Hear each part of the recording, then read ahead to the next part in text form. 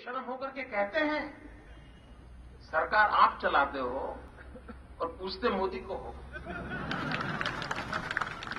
कि कैसे लाए। जिस दिन भारतीय जनता पार्टी को मौका मिलेगा एक एक पाई हिंदुस्तान की वापस लाई जाएगी और हिंदुस्तान के गरीबों के लिए काम लाई जाएगी। ये जनता के पैसे हैं, गरीब के पैसे हैं। हमारा किसान खेत में मजदूरी करता है, उससे निकला हुआ धन है, वो धन पर हिंदुस्तान का अधिकार है, हिंदुस्तान के कोटि कोटि गरीबों का अधिकार है और उनको वो धन मिलना चाहिए। ये हम संकल्प करके आगे बढ़ रहे हैं।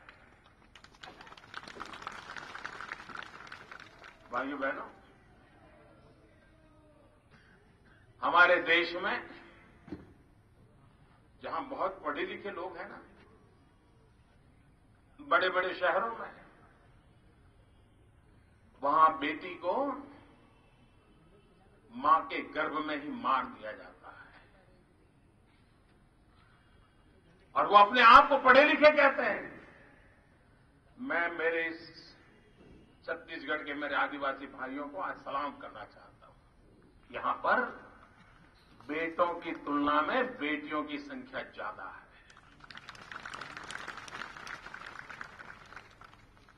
ये समाज बेटियों की रक्षा करने वाला समाज है और मैं डॉक्टर रमन सिंह जी को बधाई देता हूं तो उन्होंने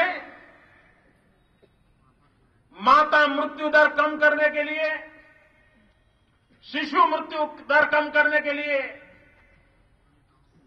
गरीब मां दवाई के बिना प्रसूति में या तो मां मर जाती थी या बच्चा मर जाता था, कभी मां और बच्चे दोनों मर जाते थे। रमन सिंह जी ने इन मां को बचाने का अभियान उठाया, बच्चों को बचाने का अभियान उठाया और उसके कारण आज पूरे हिंदुस्तान में छत्तीसगढ़ के इस काम का गौरव हो रहा है। उन्होंने मां को बचाया, बेटी को बचाया। सरकार किसके लिए होनी चाहिए? क्या अमीरों के लिए होनी चाहिए क्या? क्या अंबानी के लिए सरकार होनी चाहिए क्या? टाटा के लिए होनी चाहिए क्या सरकार? बिरला को सरकार की जरूरत है क्या? सरकार की जरूरत होती है गरीब आदमी को। बीमार है तो उसको सरकारी दवाखाना चाहिए। गांव से दूसरे गांव जाना है तो उसको सरकारी बस चाहिए, रेल चाहिए। महंगाई बढ़ गई है तो गरीब को पेट भर खाने का सस्ते में अन्न चाहिए। मां बाप बीमार है तो सस्ते में दवाई चाहिए। ये काम सरकार का है। लेकिन दिल्ली में बैठी हुई सरकार को गरीबों की इन आवश्यकताओं की चिंता नहीं है मित्रों। और क्या कहते हैं, मैं हैरान हूं मित्रों, ऐसे लोग इस देश में नेता हो कैसे सकते हैं? मेरे मन में सवाल है मित्रों, बहुत गंभीर सवाल है। अरे गांव के अंदर अगर किसी को गणित नहीं आता है, भाषा नहीं आती है, शब्द रचना नहीं आती है, तो गांव वाले उसको अपने गांव का स्कूल का टीचर बनाएंगे क्या? जो बच्चों को पढ़ा नहीं सकता उसको टीचर बनाएंगे क्या? उसको इतना तो आना चाहिए, नहीं आना चाहिए भैया? ये देश ऐसा नेता ले आए हैं कांग्रेस के मित्र, वो कहते हैं गरीबी बरीबी कुछ होती नहीं है, ये तो सिर्फ मन की अवस्था होती है। मन की अवस्था। भाइयों बहनों,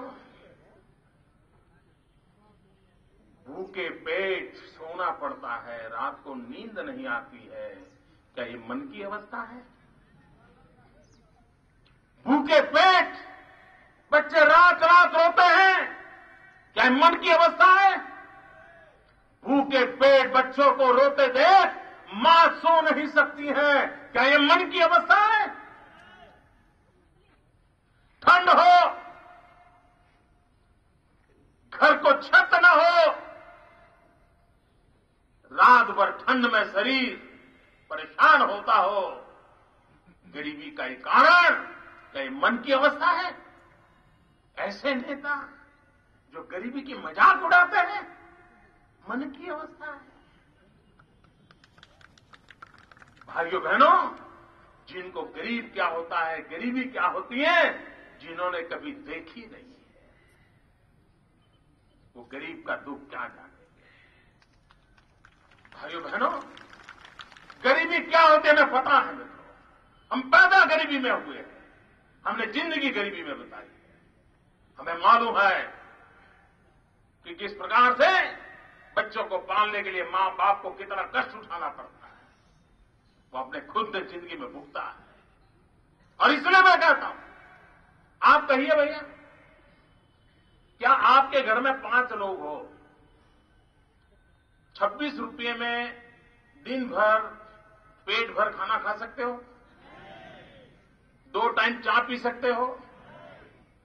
26 रुपये में 5 लोगों के घर का पेट भर सकता है? ये दिल्ली में बैठी हुई सरकार कहती है अगर आप 26 रुपये से ज्यादा कमाते हो मतलब आप गरीब नहीं हो। और ये वो साहजादे बोल रहे हैं जो 5 स्टार होटल में पीने के पानी के बोतल का 100 रुपया 200 रुपया खर्च करते हैं और गरीब के पेट पर लात मारते हुए कहते हैं कि अगर 26 रुपये तुम्हारी कमाई है तो तुम गरीब नहीं हो। इतना ही नहीं मित्रों, 5 रुपये में चाय मिलती है क्या? मिलती है क्या? ये कांग्रेस के नेता कहते हैं हमारे मुंबई में 5 रुपये में पेट भर खाना मिल जाता है। बता, ये क्या झूठ बोल रहे हैं, ये क्या मजाक उड़ा रहे हैं। भाइयों बहनों, जो गरीब के घाव पर नमक छिड़क रहे हैं, ऐसे लोगों को हिंदुस्तान की गरीबी की बात करने का अधिकार नहीं। डॉक्टर रमन सिंह है, हिंदुस्तान में छत्तीसगढ़ पहली सरकार है जिसने पेट भर खाना खाने के लिए फूड सिक्योरिटी बिल लाने का पवित्र काम छत्तीसगढ़ की धरती पर सबसे पहले हुआ।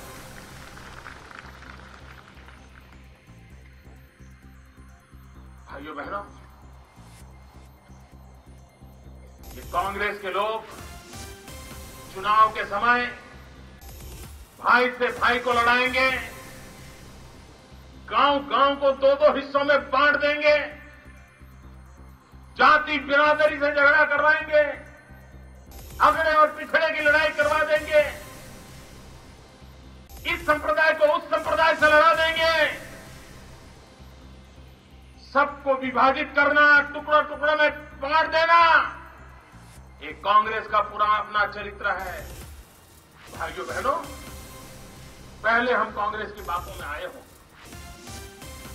संप्रदाय के नाम पर वोट दिए होंगे, जाति के नाम पर वोट दिए होंगे, बिरादरी के नाम पर वोट दिए होंगे, रिश्तेदारी के नाम पर वोट दिए होंगे, लेकिन आज मैं छत्तीसगढ़ की जनता को प्रार्थना करने आया हूं कि आप विकास पर वोट दे करके देखिए, विकास के लिए वोट दे करके देखिए।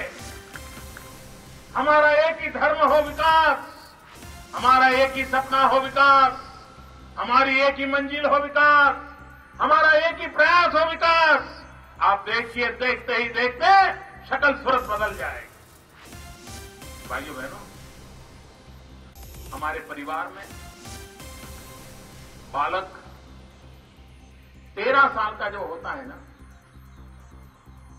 तब तो उसको बड़ा होने में बड़ी देर लगती है।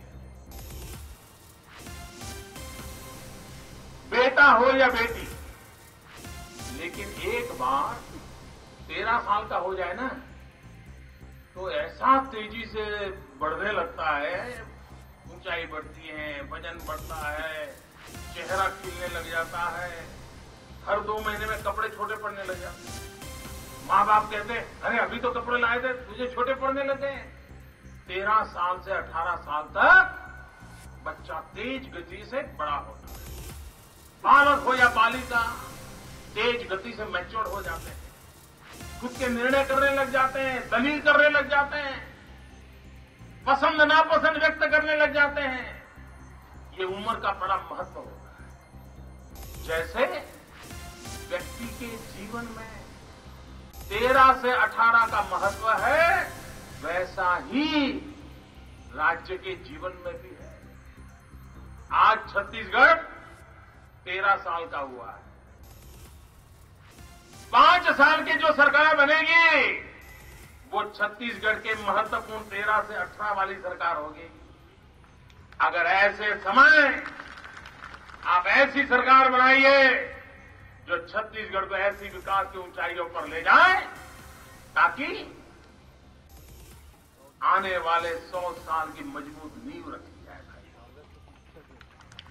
आप देखिए कृषि में कितना विकास करके दिखा है, किसान को कितना सुखी बनाने का प्रयास किया गया। बिजली, मित्रों, यहां कोयला होने के बाद भी बिजली नहीं थी। ये डॉक्टर रमन सिंह हैं जिसने आज बिजली पहुंचाई है। काम बहुत बड़ा हुआ है।